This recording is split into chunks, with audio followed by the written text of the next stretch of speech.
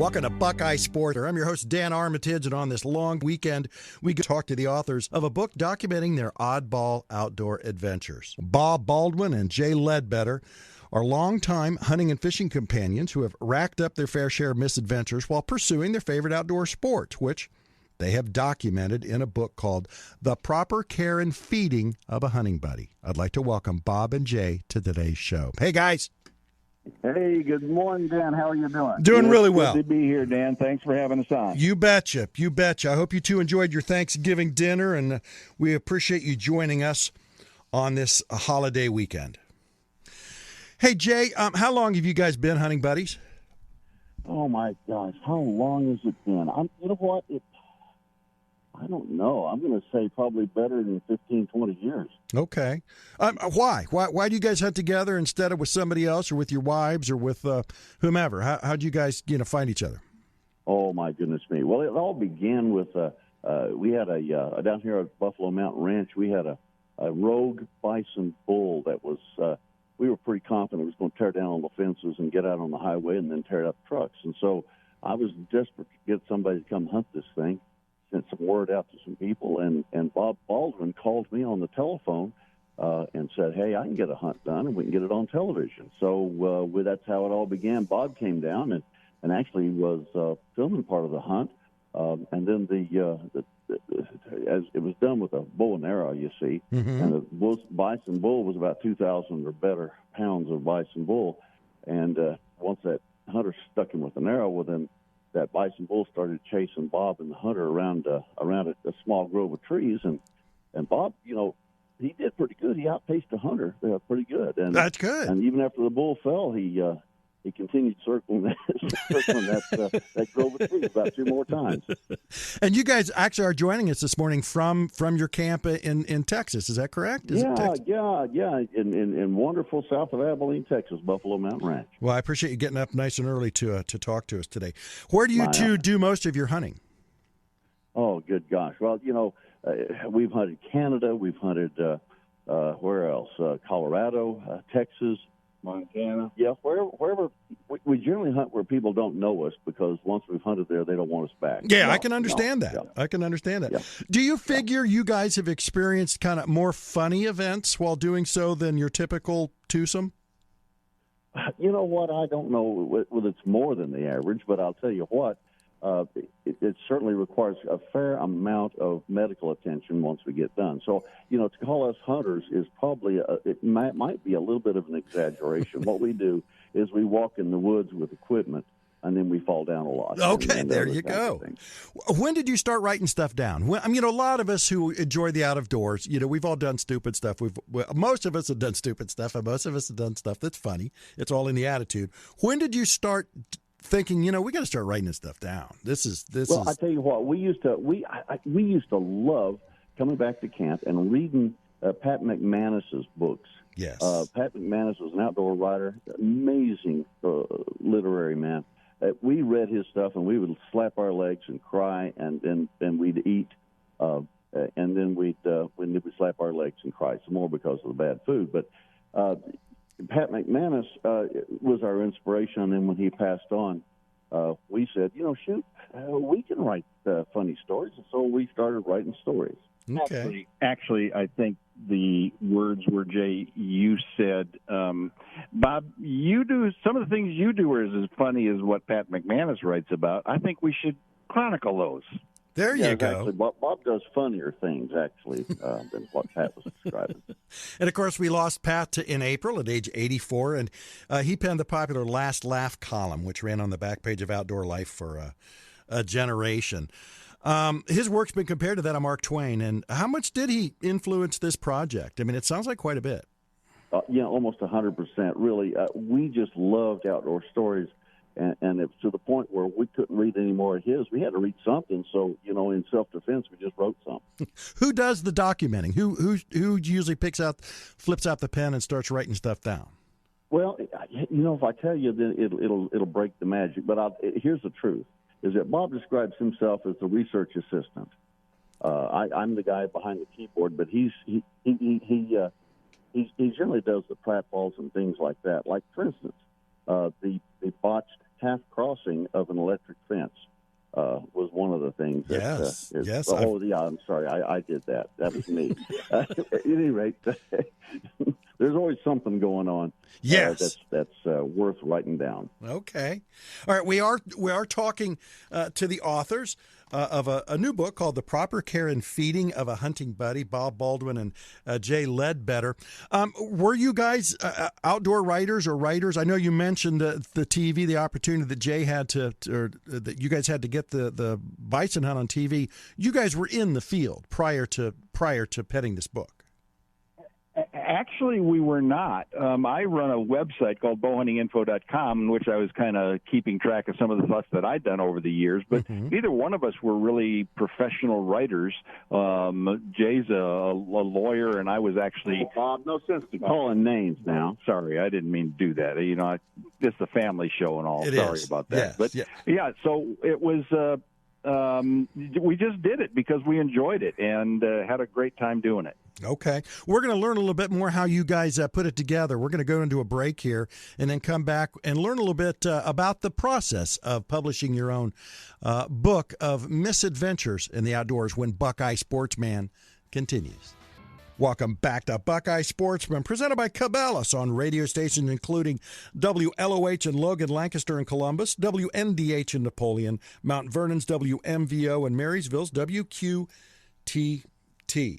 We're talking with Bob Baldwin and Jay Ledbetter, a couple of buddies, hunting buddies who were holed up in Texas waiting for the sunrise to go out and hunt. But they are talking to us today about a book that they wrote called The Proper Care and Feeding of a Hunting Buddy. Now, I ran into these guys at the Outdoor Writers Association of America conference last summer in Fort Wayne, Indiana, and enjoyed talking to them for a while anyway, and it got old. But the book is short, and as long as they don't ramble on too much, it's pretty funny. Actually, you guys have some really funny anecdotes in here.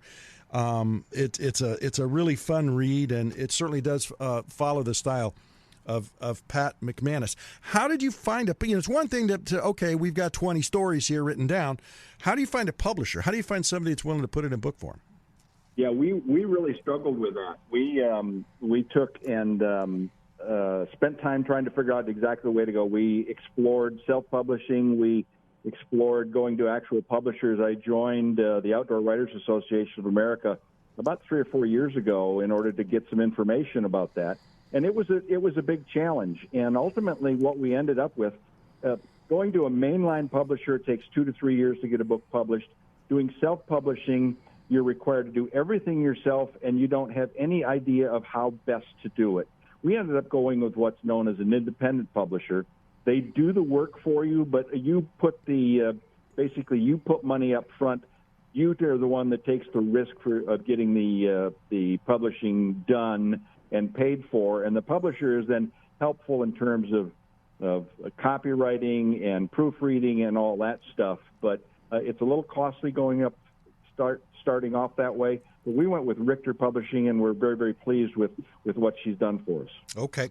When you submitted the text for the book, I'm not a published author myself, but I know that sometimes for my magazine articles, I'll submit 2,000 words, and it gets pared down to about 1,500. Similar situation with the book? Yeah, there was. We were looking to what Tara had asked for was about 20,000 words, and we submitted 20,000 words. Basically, we pulled out 6 of our stories and sent them off to her. And then we went through a whole series there were 3 different edits that we went through. They made some changes. They cut some things out of it. We had to add some things back in order to make it funny. But it was a back and forth 3 or 4 times before we got everything right. And we ended up with the book that we have. We actually wish that we had a little bit more. If we'd have maybe done 8 stories instead of 6, but what we ran with is what we had. Yeah, and it's always better to have too little than too much. I mean, if everything you got is tight and funny as this is, I think that's good, especially for a first book. Yeah, we're excited about the response we've gotten, and we're looking forward. Actually, we're talking about what the next book's going to look like. I bet you are. Now, the illustrations. Who covers and who picks out the illustrator for a book such as this?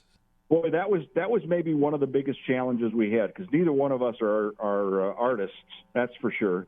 And we went through probably 4 or 5 or 6 different people that we asked to do illustrations. And sometimes we'd get somebody that could really do a great illustration, but not in the time frame that we needed. And ultimately, we ended up with Rachel, what was her name? Rachel Albanito. Yeah, something. I'm sorry, it's in the book. But yeah, we finally found her. She did a phenomenal job. We worked with her, and once again, we went back and forth trying to make changes in the illustrations as necessary. But we're really pleased with the illustrations, and she did a great job. We're going to use her again for the next book as well. That'd be Rachel Albanito. Yes. Okay. And the cover was the cover I enjoyed. That's Roger Luzardo. Yeah, this was Tara actually helped us with the cover, and her team is the one that put the cover on. And Tara was very adamant that the cover is something that needs to be, very eye-catching. Yes. When you always hear the story, you can't tell a book by its cover, but if the cover doesn't attract people, they're not going to pick the book up. So they did a very, very great job of denoting some of the effects in one of our stories. What was the hardest part of the process? What was just like, oh, man, do we really have to do that? Or are we doing that again? What was the hardest part for you guys? Yeah, the hardest part really was going back and forth with the editing. I mean, because we're humorists, and we weren't as interested in the grammar aspect of it as making certain that, we use the right language and nuances and stuff that would make it funny. And sometimes the editors didn't, understand that level of humor, and so sometimes it was tough getting them to understand it. On the other hand, though, Tara did tell us that sometimes the editors were having so much difficulty editing because they were laughing so much. There you go. That's a good sign. Always a good sign. What was the most disappointing? What disappointed you? The disappointing part of the process? The disappointing part is how difficult it is to actually market the book. We're marketing the book basically through Facebook and Instagram and things like that. And we actually did very, very well when the book first came out. We actually made it to number 16 in the Amazon bestseller list. Cool. But moving that forward is a bit of a challenge. Trying to get book signings at Barnes & Noble or sporting events and stuff like that is a real challenge. We've done some, and every time we do that, it's successful, and we enjoy that. But getting those bookings and scheduling and stuff is pretty difficult. That's the most difficult, challenging part. And on the other spectrum, what's the most rewarding part about publishing your own outdoor book? Well, the most rewarding thing is just seeing it in print. When Jay and I started these stories, we really never intended to publish them. We were just writing them for our own benefit because we loved chronicling our mistakes and accidents and everything else. But when we got to 15 stories or so, we said, we really ought to publish this book, and we may never make any money on it, but we have had a lot of fun writing these things, and people that we've written or that have read them have thoroughly enjoyed it. And so if we can share these stories with people, however few we can get people to enjoy, that's the most rewarding part. The feedback we're getting is probably the most fun. People just love them, and so it's getting that information that really makes the difference. When you get somebody that writes to you and says, we gotta go out and buy a box of Depends every time we read the stories. That's good. That's the kind of thing we like to hear. Depending on how old they are, because they may need the Depends anyway. You've got to factor that in. That's true. Okay? I mean, that's just like the Metamucil crowd. All right, we are talking to Bob Baldwin and Jay Ledbetter. They wrote a book their first book called The Proper Care and Feeding of a Hunting Buddy. And I just thought it'd be interesting to have them on because a lot of us have our own anecdotes from our hunting and fishing adventures, and some of us think about writing them down, and these guys went ahead and did that.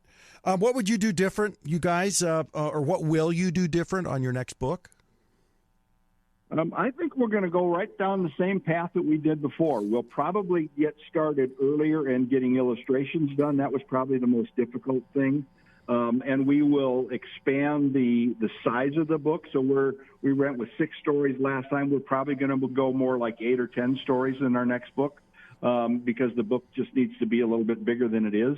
But I think we're going to go right back to Richter Publishing. She did a great job for us. We'll go back to Rachel for our illustrations, and we'll probably expand, our marketing to do other things. I think once we get some book signings going, we'll expand that. And when we've got 2 books, we think maybe that'll help kick things off a little bit better as well. Yeah. Advice for others. If I've got a listener out there who's like, I could probably do that. I'd like to do that. What's the number one tip? Advice to people that want to do that, I would say, look, if it's your dream, do it. It's going to cost you time. It's going to cost you a little money if you go with self-publishing. But if it's something you really enjoy and something you think other people would enjoy, then do it. We did it exactly that way. We wrote those stories initially because we thoroughly enjoyed doing it, and then we decided, well, let's go ahead and share these with other people. So if you've got a passion for writing an outdoor article or stories or book, by all means, go out and do it.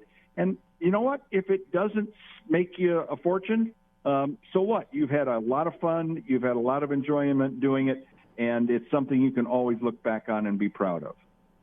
Yeah, I would say that it would take just starting by writing things down, taking the time after you do have something funny happen to document it, to sit down and write it down. I'm often asked with photos because I do some photography myself for the outdoor magazines. And when I do talks on it, they say, what's the number one piece of advice if you want to be an outdoor photographer? And I guess this goes for any photographer, but in my genre, outdoor.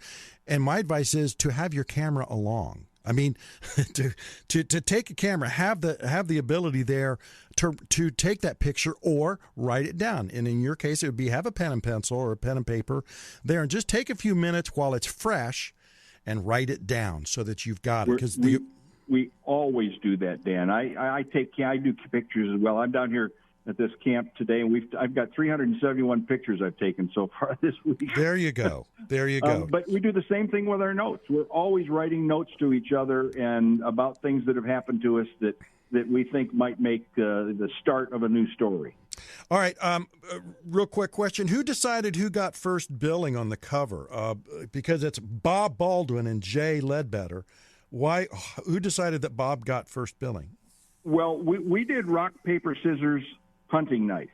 And Jay realized very quickly that hunting knife trumps everything else.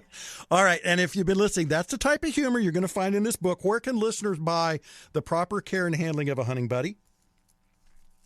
You can get it at Amazon. You can get it at Books A Million. You can get it at Barnes & Noble, anywhere.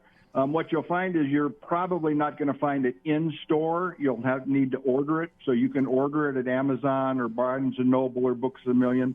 And if you go to the book section of Amazon or in Barnes & Noble on their website and just type in Hunting Buddy or Huntin, would drop the G, it'll usually pull the book up and you'll be able to find it. All right. The proper care and feeding of a hunting buddy. All right.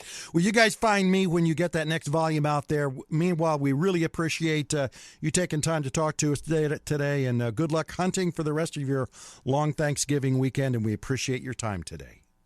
Dan, thanks for having us on the program. Dan. We thoroughly enjoyed it. Take care.